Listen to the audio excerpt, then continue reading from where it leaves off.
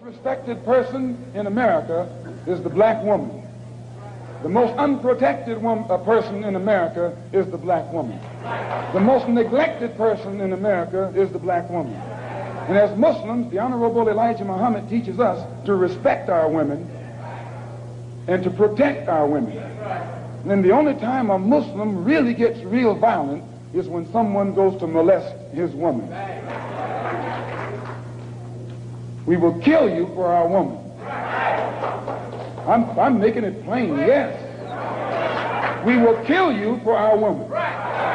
We believe that if the white man will do whatever is necessary to see that his woman gets respect and protection, then you and I will never be recognized as men until we stand up like men and place the same penalty over the head of anyone. John! Wait! Hey! No! Get the police. Hey, Let her go. Stop fucking playing me! Get the police. Stop fucking playing me! Stop fucking playing me! Stop fucking playing me! Pussy ass nigga! Pussy ass nigga, play with it! I'm on that shit! I'm on that shit! I'm on that shit! I'm on that shit! I'm on that shit! I'm not going home now! Bitch, I'm on that shit! Stop playing me! Stop fucking playing me! Stop calling the police! Where my phone at? Man, where my phone at? No, her ass fired right now. No, you're gonna go to jail! Yes, You're gonna turn I your didn't life call you. I was just asking you a fucking question. Bitch! So you're gonna give me a goddamn refund. Well, you guys just saw the videos that I put prior to me speaking on this matter. I'm going to tell you guys a story. And this is that McDonald's incident reminded me of this. I completely forgot about this. But the Deontay Wilder-Tyson Fury fight, I'm sitting in the media and I'm sitting next to another media member who happens to be black. I'm not going to mention his name, but you can figure it out if you go to my other videos. And I'm in the first row of the stands. It was so much media. Wait a minute, that's not important. But I'm in the first row of the actual stands, right? And behind me, commotion begins to break out, right? Behind me, commotions begin to break out. And I just hear a woman's voice, like, help, this man is throwing beer on me, help, basically, right? And so I turn around, and I can't see through the forest because there's a lot of people. It was a group of UK men surrounding this woman, right? And then I realize, well, no, I take that back. So I'm sitting next to the mirror. I says, man, you got to help me come help this woman because she's being attacked by all these UK men. And he says, man, you better sit down and watch this fight. So they're like, I'm on the first row. So they're about on the 9th or 10th row. And as I get close, I realize the woman is black. And I was going to help regardless. Skin color, didn't matter. I just heard a woman's voice in distress, right? And so I go up there, and now I'm parallel with everybody. I'm on their row, looking down the aisle. And there's 4 or 5, 6 men. Then everyone starts copping a plea, right? Copping a plea. And my goal was to go and get her out of there, right? So long story short, 30 to 45 seconds later, I end up getting her out. And then I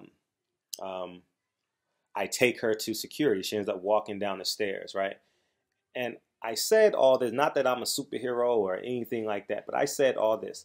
Just the sheer presence of a man to protect a woman minimizes incidents. There was no punches thrown. There was no, as you said, no fights broke out. No, nothing in terms of disrespect. But I genuinely believe the presence of a man is as, if not more powerful as it relates to protecting their woman. You understand? Or protecting a woman. And I think it's just important. I talked about this as it relates to Claressa Shields as well. You understand what I'm saying? Like, no man should be able to talk to Claressa Shields in that way. If it was Amanda Nunes, if it was whoever the case may be, I'm just making up now. I think Amanda Nunes was UFC, right? But even if it was someone else in boxing that I didn't know, no man should have the right to disrespect a woman in that manner. I don't give a damn who you are, what you do. I don't care if she's Asian. I don't care if she's black, white. You understand what I'm saying? But because I'm black, you guys are gonna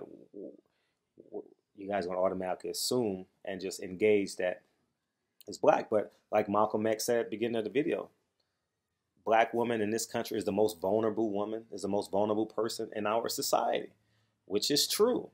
You know, we're watching R. Kelly and this stuff going on right now. I'm gonna do a video on that at some point, you know. But I think it's just important. Core principles as a man. One of them should be protect women. You understand what I'm saying? Now there are certain instances where you don't. She brings it upon herself, you know. But at the end of the day, I mean, there are very few instances. But I think at the end of the day, when a man raises his hand to hit a woman, that's a declaration of who he is as a person. You know, there's I don't even engage myself in fights that I'm going to win 100% of the time. You know what I mean? Like, it's not like, what's the joy in that? You know, but I think this McDonald's issue and this Claressa issue reminded me of what happened at the Tyson Fury-Deontay Wilder fight. And I think it's just important. And I believe this platform serves as an educational / manhood per se. You understand what I'm saying? So it doesn't happen on my watch. I'm not the most perfect man. I can't beat up everybody, but I think the presence of a man. I didn't throw no punches as it relates to getting that black woman out of the realm of all them, the sea of them UK fans. And one of the gentlemen had poured beer on her. And I don't know what led into it. I don't know if they were debating about the fight. I don't know that. But I know she was in an inferior state. You know what I mean? I thank God.